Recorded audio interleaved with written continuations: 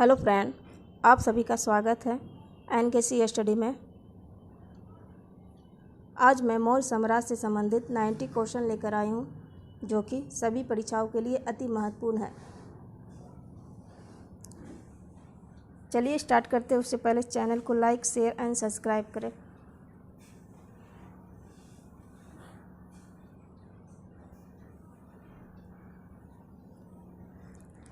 आज का जो टॉपिक है वेरी इम्पोर्टेंट है, जो कि हर एक एग्ज़ाम के लिए। ये रहा आज का पहला क्वेश्चन।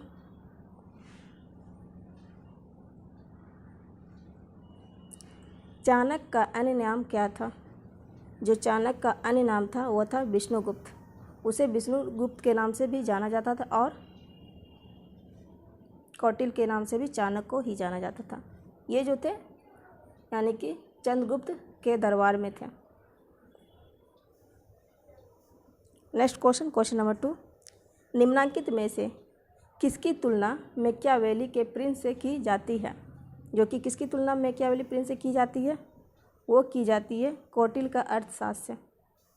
कौटिल्य का अर्थशास्त्र की तुलना मैकियावेली के प्रिंस से की जाती है, यानी कि ऑप्शन नंबर बी होगा राइट आंसर।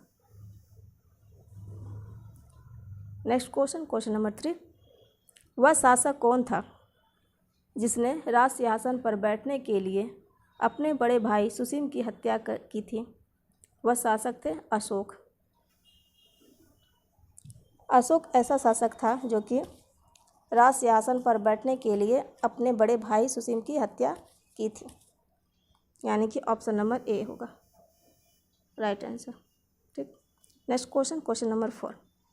निम्नलिखित में से सम्राट अशोक की वह पत्नी कौन थी जिसने उसको प्रभावित किया था? वह पत्नी थी कारूबाकी, जो कि उसको प्रभावित किया था, यानी कि option number D.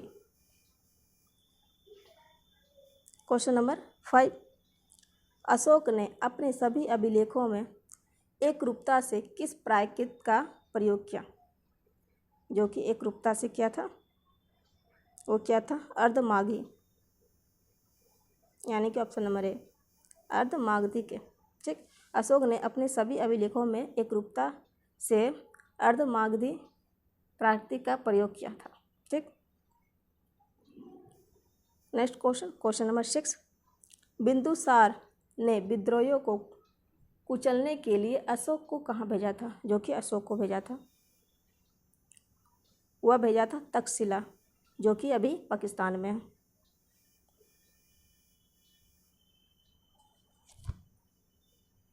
Next question number 7। निम्नलिखित में से वह व्यक्ति कौन है जिसका नाम देवान प्रियदर्शी भी था? वह था अशोक। अशोक को भी देवान प्रियदर्शी के नाम से भी जाना जाता है। Next question number 8। निम्नलिखित में से प्राचीनतम राजवंश कौन सा है? जो कि इनमें से कौन सा प्राचीनतम राजवंश है? वह है मौर्य, यानी कि ऑप्शन नंबर ए। Question number 9। कौटिल्य चाणक्य किसका प्रधानमंत्री था? वह था चंद्रगुप्त मौर्य का। कौटिल्य, चाणक्य या फिर विष्णुगुप्त, ये तीनों एक ही है, जो कि चंद्रगुप्त मौर्य का प्रधानमंत्री था। Next question number 10। कलिंग विजय के उपरांत अशोक महान ने निम्नलिखित किस धर्म को अंगीकार कर लिया था? वह कर लिया था बौद्ध धर्म को, यानी कि कलिंग विजय के उपरांत अशोक महान ने बौद्ध धर्म को अंगीकार कर लिया था, यानी कि ऑप्शन नंबर क्या होगा? ऑप्शन नंबर बी होगा। ठीक। Next question number 11। चंद्रगुप्त के शासन विस्तार में किसने मुख्य रूप से मदद की थी? वह की थी चाणक्य ने, यानी कि विष्णुगुप्त ने या फिर कौटिल्य, ऑप्शन नंबर सी।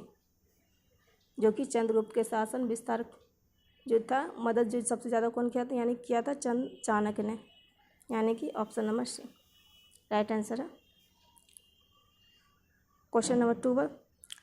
सांची किस कला व मूर्तिकला का निरूपण करता है? सांची जो है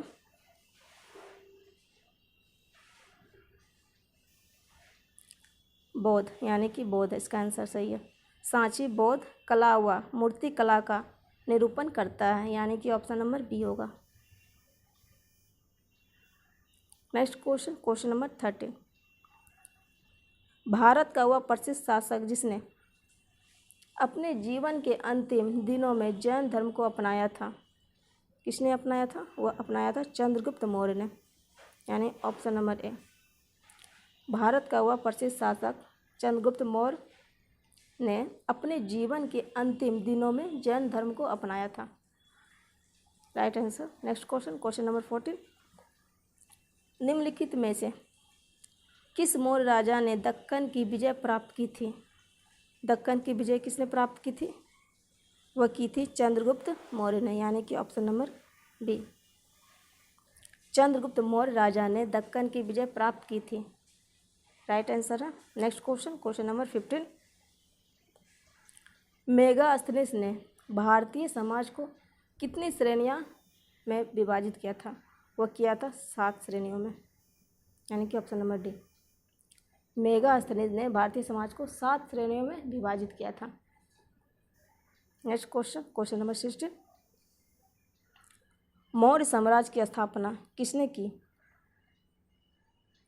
वो की चंद्रगुप्त मौर्य ने, यानी कि ऑप्शन नंबर बी, चाणक्य की सहायता से। Next question number 17। प्राचीन भारत का वह प्रसिद्ध शासक जिसने अपने जीवन के अंतिम दिनों में जैन धर्म को अपनाया था, वह था चंद्रगुप्त मौर्य, यानी कि ऑप्शन नंबर ए। Next question, question number 18। Maurya साम्राज्य में प्रचलित मुद्रा का क्या नाम था? जो कि मौर्य साम्राज्य में था प्रचलित, वह था पन्न, यानी कि ऑप्शन नंबर ए। मौर्य साम्राज्य में प्रचलित मुद्रा जो था पन्न था मुद्रा, ठीक। Next question, question number 19। निम्नलिखित में से कौन मौर्य वंश का शासक नहीं है? वह होगा ऑप्शन नंबर ए, यानी कि अजातशत्रु। बाकी चंद्रगुप्त मौर्य, अशोक, बिंदुसार, ये सब मौर्य वंश का शासक है, जबकि अजातशत्रु जो है ये हर्यक वंश का शासक था, ठीक। यानी कि ऑप्शन नंबर ए होगा। Next question, question number 20। निम्नलिखित में से अशोक का उत्तराधिकारी कौन था? वह था कुणाल, यानी कि ऑप्शन नंबर ए।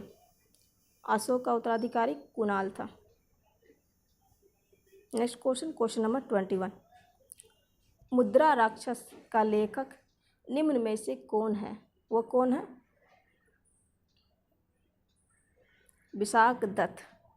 मुद्रा राक्षस के लेखक विशाखदत्त है, यानी कि क्या होगा answer? Option number B. Next question, question number 22।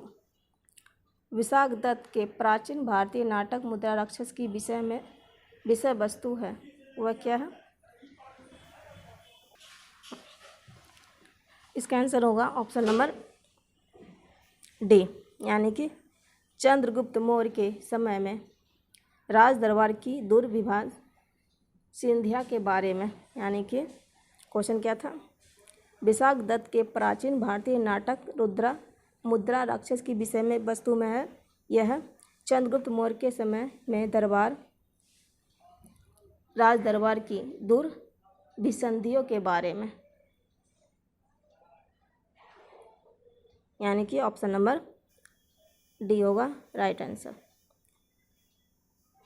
Next question, question number 23।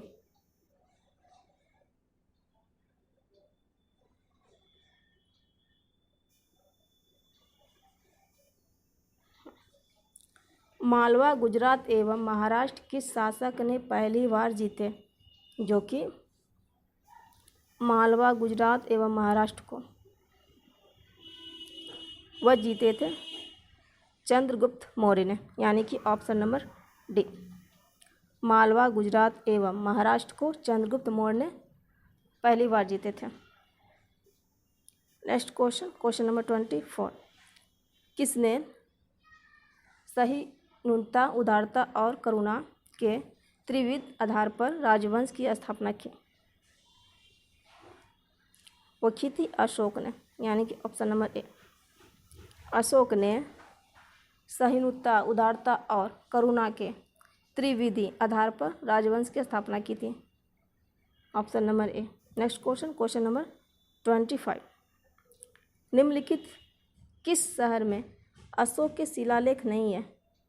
जो कि नहीं है, ठीक, वह होगा पाटलिपुत्र, यानी कि पाटलिपुत्र में अशोक का शिलालेख नहीं है, जबकि गिरनार, कंधार, टोपरा ये तीनों जो है अशोक का शिलालेख है, ठीक। Next question, question number 26। अर्थशास्त्र का लेखक समकालीन था? किसके समकालीन था अर्थशास्त्र के लेखक? वह थे चंद्रगुप्त मौर्य के समकालीन, यानी कि option number B, Chandragupta Maurya के।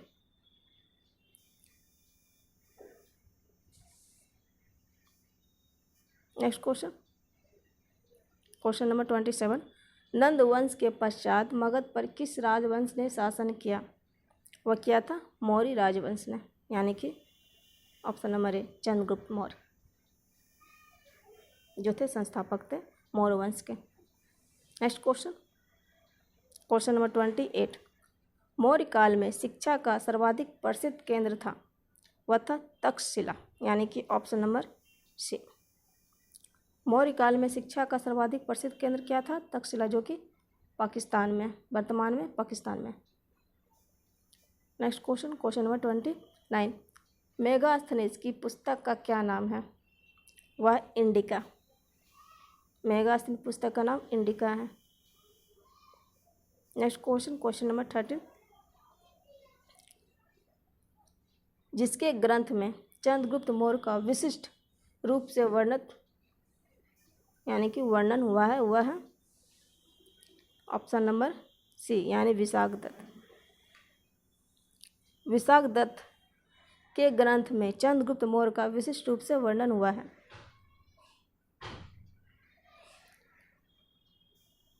नेक्स्ट क्वेश्चन, क्वेश्चन नंबर 31, जो कि यह है।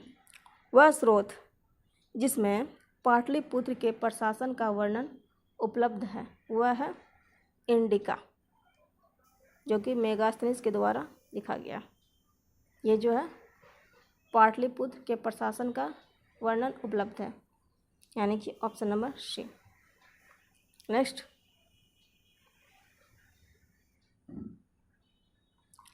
अशोक के शिलालेखों में प्रयुक्त भाषा है, वह कौन सा भाषा है? ऑप्शन नंबर बी, यानी प्राकृत, जो कि अशोक के शिलालेखों में प्रयुक्त है, यानी कि option number B. Next, question number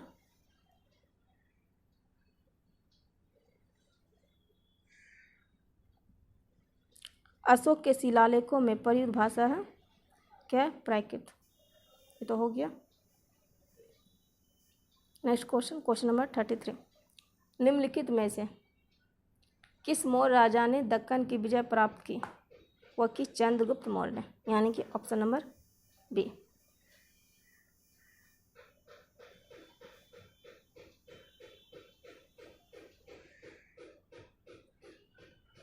next question, question number 34।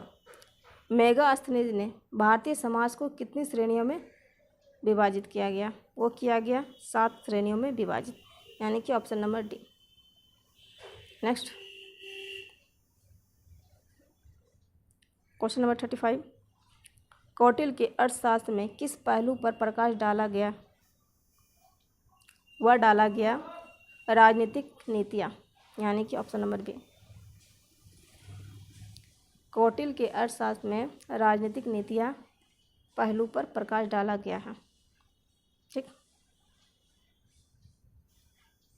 Next question, यदि आप लोगों को ये क्वेश्चन सेशन पसंद आ रही है तो चैनल को लाइक शेयर एंड सब्सक्राइब जरूर करें।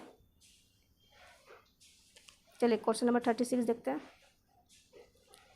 निम्न में से कौन सा क्षेत्र अशोक के साम्राज्य में सम्मिलित नहीं है? जो कि नहीं है वह होगा श्रीलंका, यानी कि option number C. Next question, question number 37। Pataliputra को किस शासक ने सर्वप्रथम अपनी राजधानी बनाई? वो बनाई थी चंद्रगुप्त मौर्य ने।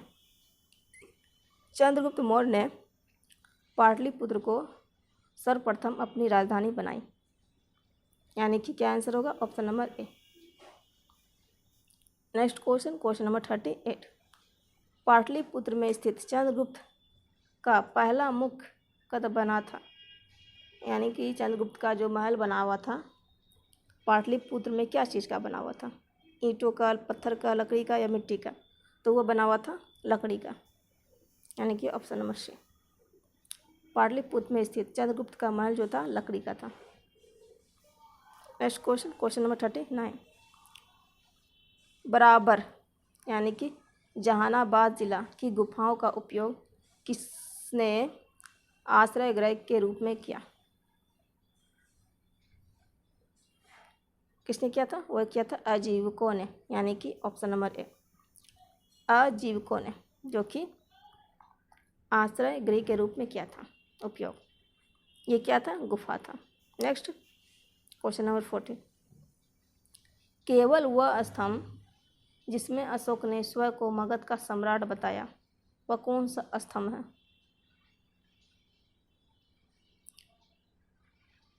वह है भाब्रू स्तंभ, जो कि अशोक ने स्वयं को मगध का सम्राट बताया था, यानी कि option number D.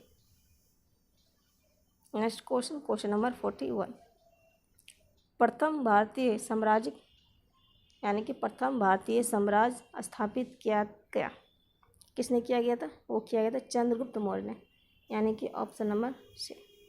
Chandragupta Maurya के द्वारा प्रथम भारतीय साम्राज्य स्थापित किया गया। Next question, question number 42। Uttaranchal में अशोक का एक शिलालेख स्थित है, वो कौन सा है जो कि उत्तरांचल में है? वह Kalsi.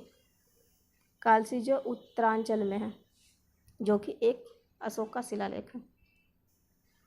Next question, question number 43। Sanchi का स्तूप किसने बनवाया था? वो बनाया था अशोक ने, जो कि मध्य प्रदेश में है। Next question, question number 44। Ashok के शिलालेखों को पढ़ने वाला प्रथम अंग्रेज कौन था? ये भी एग्जाम में बहुत बार आती है, आने वाला प्रश्न। ठीक, वह जेम्स प्रिंसेप, जो कि अशोक के शिलालेख को सबसे पहले पढ़ा गया था। Question number 45। कलिंग युद्ध की विजय तथा क्षत्रियों का वर्णन अशोक के किस शिलालेख में है? वह शिलालेख 13, ठीक, 13वां शिलालेख में है, जो कि कलिंग युद्ध का वर्णन।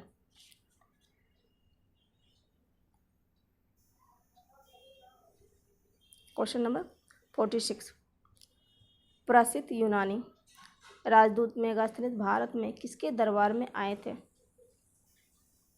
प्रसिद्ध यूनानी राजदूत मेगास्थनीस जो आए थे किसके दरबार में आए थे? वह आए थे चंद्रगुप्त मौर्य के दरबार में, यानी कि option number C. Next question 47। Chandragupta Maurya ने सेल्यूकस को कब पराजित किया था? ये भी याद रखिएगा, सेल्यूकस को किसने पराजित किया था? वो किया था चंद्रगुप्त मौर्य ने, लेकिन कब किया था? वो किया था 305 ईसा पूर्व में। चंद्रगुप्त मौर्य ने सेल्यूकस को 305 ईसा पूर्व में पराजित किया था। Next question, question number 48। निम्नलिखित में से कौन सा राजा प्रायः जनता के संपर्क में रहता था? वह रहता था अशोक। अशोक राजा जो कि जनता के संपर्क में रहता था, यानी कि आंसर क्या होगा? Option number B. Next question, question number 49। Ashoka ने 261 ईसा पूर्व में कलिंग को जीतने के बाद क्या किया? कलिंग को जीतने के बाद वो क्या किया? वह किया भारी रक्तपात देखकर युद्ध की नीति को सदा के लिए त्याग दिया। भारी रक्तपात को देखकर युद्ध की नीति को सदा के लिए त्याग दिया। उसे बड़ा दुख हुआ था इस युद्ध होने के बाद, यानी कि ऑप्शन नंबर सी। इस युद्ध के बाद उसने सदा के लिए युद्ध करना छोड़ दिया। Next question number 50। अशोक के अधिकांश अभिलेख किस भाषा व लिपि में है?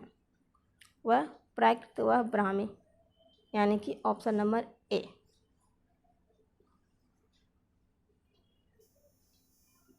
प्राकृत व ब्राह्मी लिपि मतलब भाषा व लिपि में है अधिकांश। Next question number 51। किस ग्रंथ में चंद्रगुप्त मौर्य के लिए वृषल यानी निम्न कुल शब्द का प्रयोग किया गया? वह किया गया मुद्रा राक्षस में, यानी कि option number B.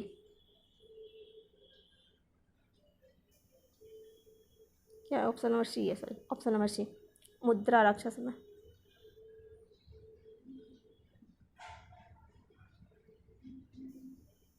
Next question number 52। निम्नलिखित में से किस राज्यादेश में अशोक के व्यक्तिगत नाम अशोक का उल्लेख मिलता है? वह मिलता है मास्की, यानी कि ऑप्शन नंबर डी। मास्की राज्यादेश में अशोक के व्यक्तिगत नाम अशोक के नाम पर मिलता है। Question number 53। निम्नलिखित व्यक्तियों में कौन सा एक व्यक्ति अशोक के प्रशस्त स्तंभों के बारे में गलत है? व्यक्तियों में, ठीक, वो है ऑप्शन नंबर डी। ये स्थापत्य संरचना के भाग हैं। ये स्थापत्य संरचना का भाग है जो कि व्यक्तियों मतलब एक व्यक्ति अशोक के प्रशस्त स्तंभों के बारे में गलत है, ये गलत है। जबकि इन पर बढ़िया पालिश है, यह अखंड है, स्तंभों का सेप्ट शुंडाकार है। क्वेश्चन क्या था? क्वेश्चन ये था कि निम्नलिखित व्यक्तियों में कौन सा एक व्यक्ति अशोक के प्रशस्त यानी प्रशस्त स्तंभों के बारे में गलत है, जो कि ये गलत है, यानी ऑप्शन नंबर डी जो है गलत है। ठीक, नेक्स्ट क्वेश्चन नंबर 54। श्रीनगर की स्थापना किस मौर्य शासक ने की थी? वो की थी अशोक ने। श्रीनगर की स्थापना अशोक ने की थी। Question number 55। किस ग्रंथ में शूद्रों के लिए आर्य शब्द का प्रयोग हुआ है? जो कि शूद्र के लिए आर्य इसमें किया गया है?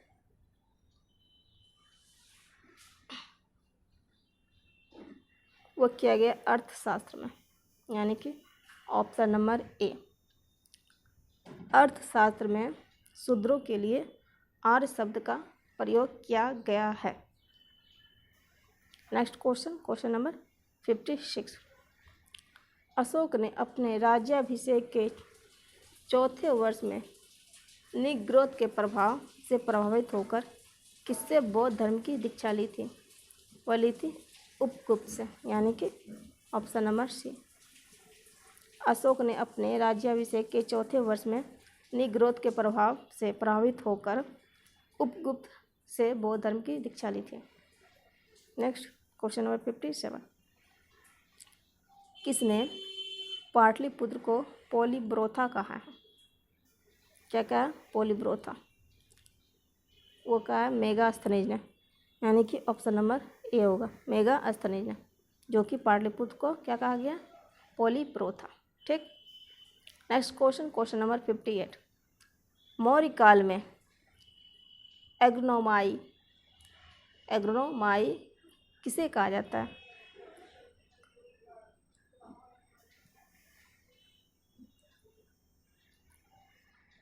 किसे कहा जाता है? वो कहा जाता है सड़क निर्माण अधिकारी को एग्रोनोमाई कहा जाता है, एग्रोनोमाई कहा जाता है, यानी कि सड़क निर्माण अधिकारी को मौर्य काल में। ठीक, next question, question number 59। Maurya काल में गुप्तचरों को क्या कहा जाता है? वह कहा जाता है गुड पुरुष, यानी कि ऑप्शन नंबर ए, गुड पुरुष कहा जाता है गुप्तचरों को मौर्य काल में। Next question, question number 60। किस श्रीलंकाई शासक ने अपने आप को मौर्य सम्राट अशोक के आदर्शों के अनुरूप ढालने की कोशिश की? वह की थी तिस ने। किसने की थी? तिस ने। तिस जो थे श्रीलंकाई शासक ने अपने आप को मौर्य सम्राट अशोक के आदर्शों के अनुरूप ढालने की कोशिश की थी। नेक्स्ट क्वेश्चन, किस जैन ग्रंथ में चंद्रगुप्त मौर्य के जैन धर्म अपनाने का उल्लेख मिलता है? वह ऑप्शन नंबर बी, यानी कि Parishishta Parvan, option number B. Next question, question number 62। किस महीने से मौर्यों का राजकोषीय वर्ष आरंभ होता है? वह होता आषाढ़, यानी जुलाई माह। ठीक, जुलाई यानी कि आषाढ़ महीने में मौर्य साम्राज्य का राज्य कोषीय वर्ष आरंभ होता है। Next question, question number 63। ठीक, अशोक के बारे में जानने के लिए सबसे महत्वपूर्ण स्रोत है? क्या अशोक के बारे में जानने के लिए? वो होगा शिलालेख, option number B. Next question, question number 64। Ashoka के काल में कौन सी लिपि दक्षिण भारत में परिवर्तित हुई थी? जो कि दक्षिण भारत में हुई थी, वो हुई थी ब्राह्मणी। ब्राह्मी लिपि जो थी अशोक के काल में दक्षिण भारत में परिवर्तित हुई थी। Next question number 65। अशोक का अभिलेख भारतीय उपमहाद्वीप के बाहर भी पाया गया। निम्नलिखित में किस देश में पाया गया? अफगानिस्तान में पाया गया। अशोक का अभिलेख भारतीय उपमहाद्वीप के बाहर जो पाया गया था वह अफगानिस्तान में, यानी कि ऑप्शन नंबर ए।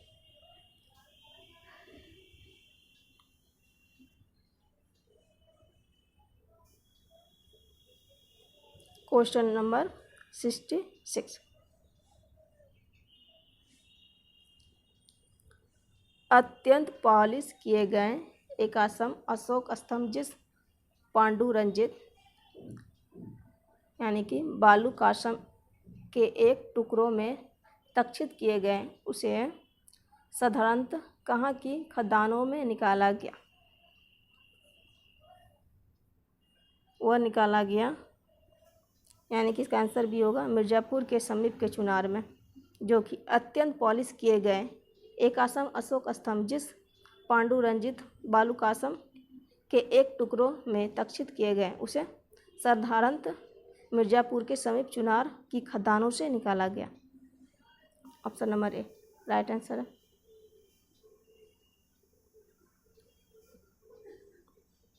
Next question, question number 67।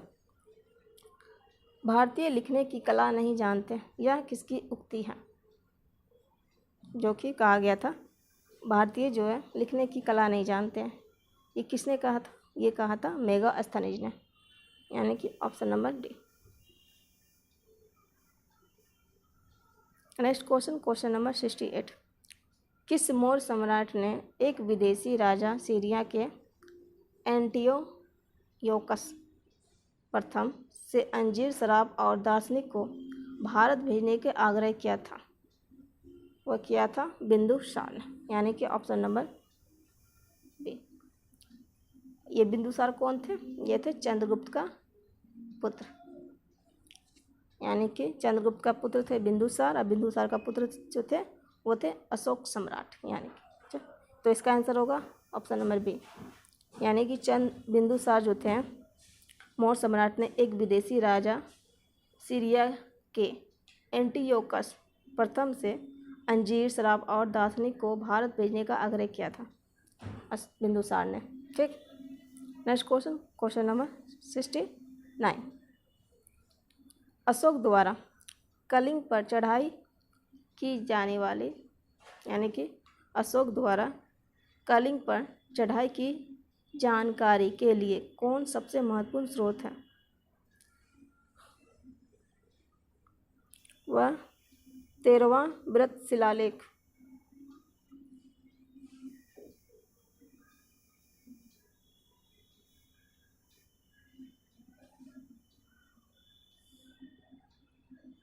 Question number 17।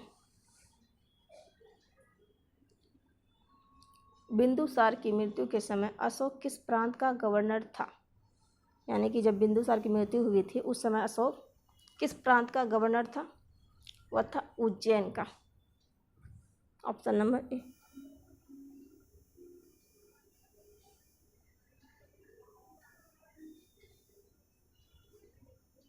Next, किस शिलालेख में अशोक ने घोषणा की है कि सारी प्रजा मेरी संतान है? कौन सा ऐसा शिलालेख है जिसमें अशोक ने घोषणा किया था कि जितने भी प्रजा वो सारी मेरी संतान है?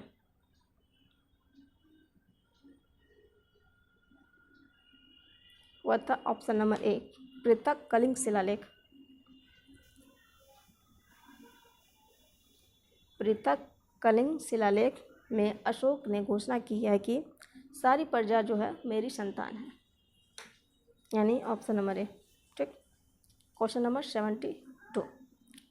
कौन सी घोषणा युद्ध और हिंसा के प्रति अशोक के आंतरिक दुख को स्पष्ट करता है? वह करता है कलिंग का पृथक शिलालेख, यानी कि ऑप्शन नंबर डी। कलिंग का पृथक शिलालेख जो है अशोक के आंतरिक दुख को स्पष्ट करता है युद्ध और हिंसा के प्रति। नेक्स्ट, क्वेश्चन नंबर 73, जो कि ये है, किस शिलालेख में अशोक की यह घोषणा अंकित है? किसी भी समय चाहे मैं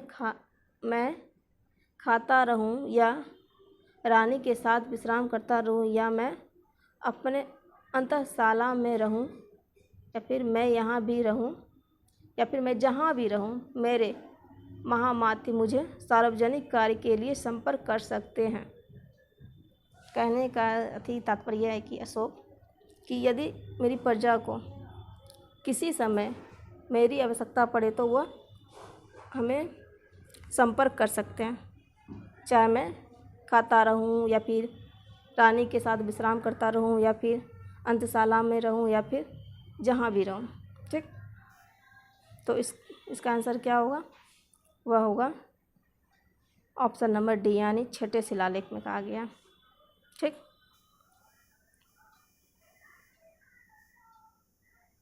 नेक्स्ट क्वेश्चन, क्वेश्चन नंबर 74।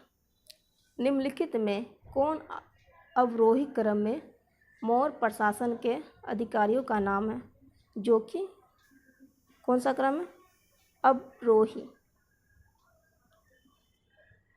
वह होगा ऑप्शन नंबर ए, यानी कि प्रादेशिका राजुक युक्त आंसर है। प्रादेशिका राजुक युक्त ये जो है अवरोही क्रम में मौर्य प्रशासन के अधिकारियों का नाम बताता है। ठीक, तो आंसर क्या होगा? ऑप्शन नंबर ए। Next question, question number 75। यानी कि विष्टि। विष्टि क्या है?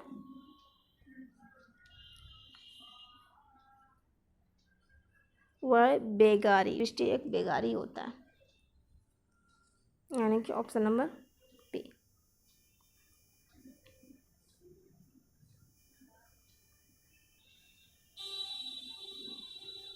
Next question, question number 76। Maurya काल में सीता से तात्पर्य है?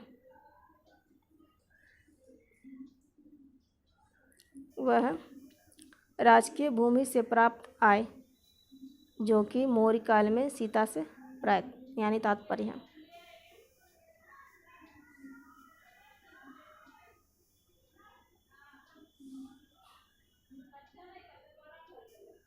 क्वेश्चन नंबर 77, निम्नलिखित में मौर्य कला का सबसे अच्छा नमूना कौन सा है? जो कि सबसे अच्छा नमूना मौर्य कला का वह स्तंभ यानी कि ऑप्शन नंबर ए। नेक्स्ट क्वेश्चन, क्वेश्चन नंबर 78, कहाँ से प्राप्त अभिलेखों से मौर्य काल में अकाल सूखा जैसे देवी प्रकोप राज द्वारा राहत कार्य किए जाने का विवरण मिलता है? कहाँ मिलता है? वह मिलता है यानी कि ऑप्शन नंबर ए। क्या है? महास्थान बांग्लादेश, सोगोरा जो कि उत्तर प्रदेश।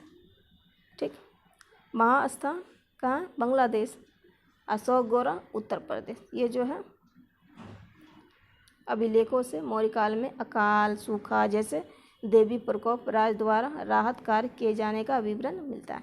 तो आंसर क्या होगा इसका? ऑप्शन नंबर ए होगा। ठीक, next question, question number 79, Ashok ने श्रीलंका में बौद्ध धर्म का प्रचार हेतु किसे भेजा? वह भेजा option number C.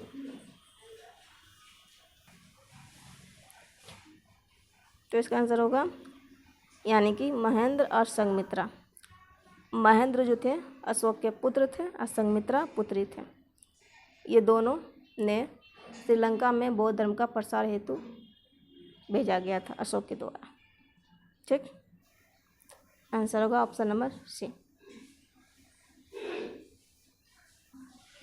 Question number 18 जो कि यह है, अशोक के मनसेहरा यानी पाकिस्तान में एवं शहबाजगढ़ी पाकिस्तान, ये भी पाकिस्तान में से प्राप्त बृहत शिलालेखों में किस लिपि का प्रयोग किया गया है?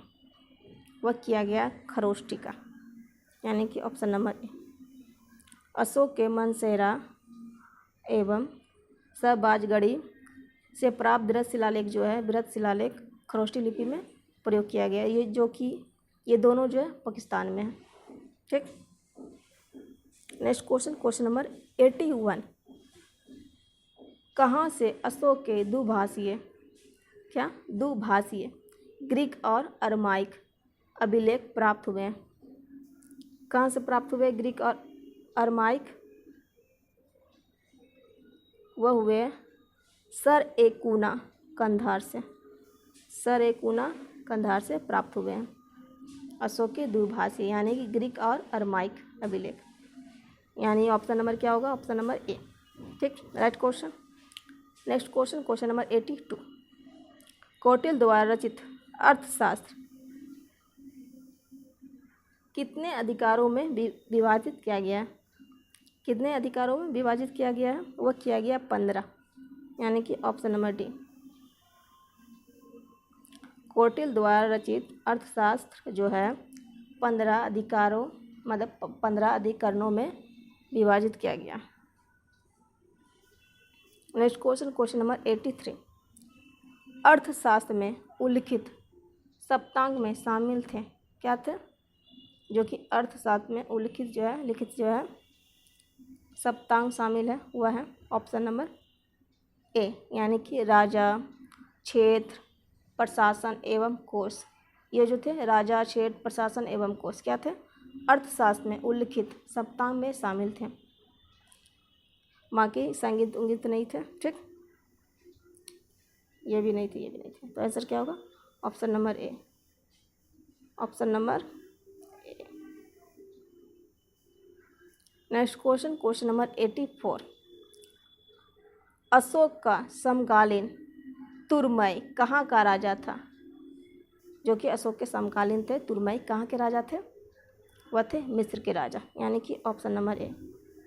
Option number A. ठीक, नेक्स्ट क्वेश्चन, क्वेश्चन नंबर 85, किसके शासनकाल में डायमेकस या फिर डीमेकस भारत आया था? वह आया था बिंदुसार के शासनकाल में। बिंदुसार के शासनकाल में डायमेकस या डीमेकस भारत आया था। Option number B. Next question, question number 86। निम्नलिखित अभिलेखों में से किसमें अशोक का नामोल्लेख हुआ है? वह हुआ गुर्जरा में नामोल्लेख हुआ है अशोक का। नेक्स्ट क्वेश्चन, क्वेश्चन नंबर 87, जो कि ये रहा। किस शिलालेख में अशोक ने घोषणा की है कि सारी प्रजा मेरी संतान है? क्या जितने भी प्रजा जो है मेरी संतान है? यह है ऑप्शन नंबर ए, पृथक कलिंग शिलालेख। पृथक कलिंग शिलालेख में अशोक ने घोषणा की है कि सारी प्रजा जो है मेरी संतान है, जो कि 13वें शिलालेख में। ठीक, option number A.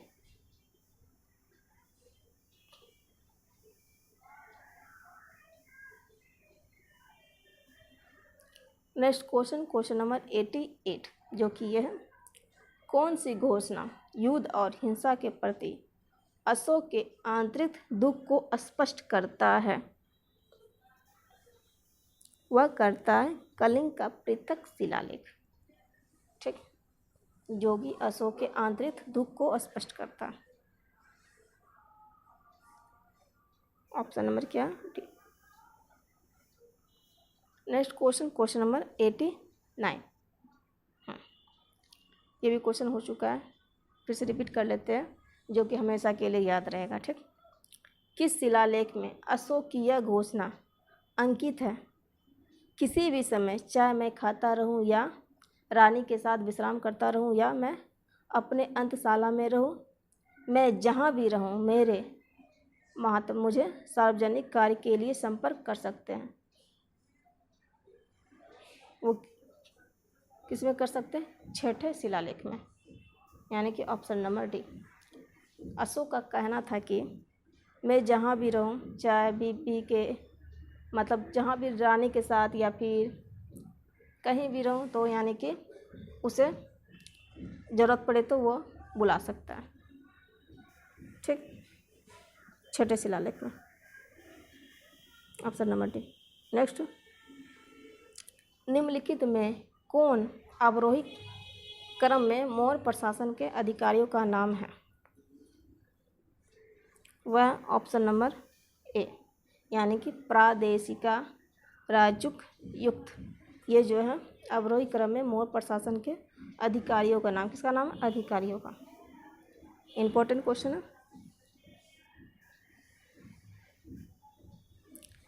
Thank you friend. आज टोटल 90 क्वेश्चन था, जो कि बहुत महत्वपूर्ण था। ये जो प्रश्न है हर एक एग्ज़ाम के लिए महत्वपूर्ण है, चाहे वो किसी भी चीज़ का एग्ज़ाम हो, चाहे एसएससी, रेलवे या फिर कोई टेट का एग्ज़ाम। यदि आप लोगों को ये सेशन पसंद आए तो लाइक, शेयर एंड सब्सक्राइब ज़रूर करें। धन्यवाद आप सभी को।